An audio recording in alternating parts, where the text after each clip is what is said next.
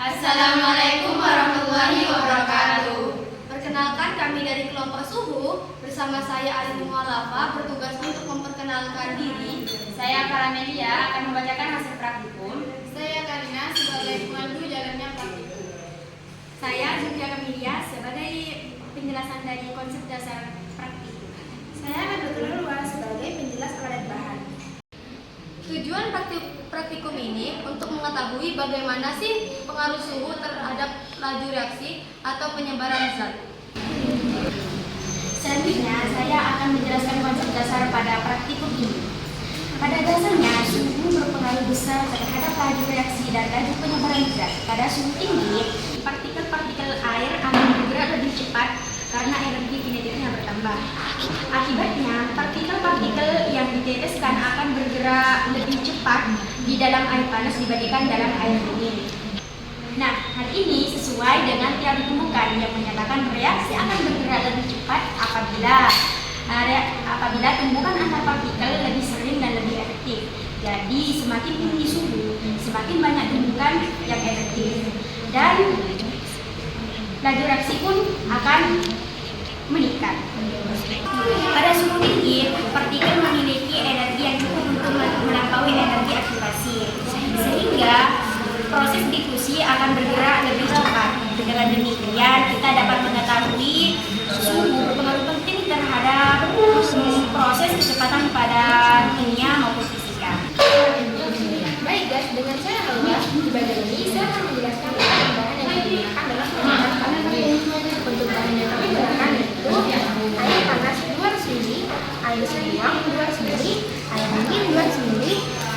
Dan terakhir, larutan pewarna makanan atau tinta yang akan kami amati perubahannya saat diteteskan ke masing-masing wadah.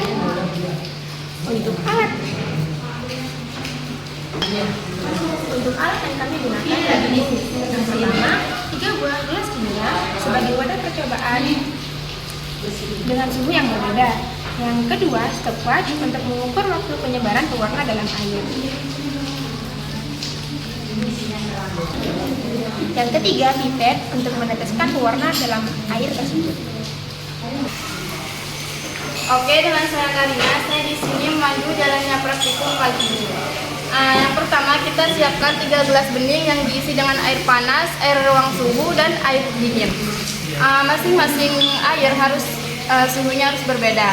Dan kemudian kita siapkan larutan warna makanan atau bisa juga dengan tinta yang akan digunakan sebagai zat penanda percobaan ini. Kemudian kita teteskan 1 tetes ke masing-masing gelas dan tanpa diaduk.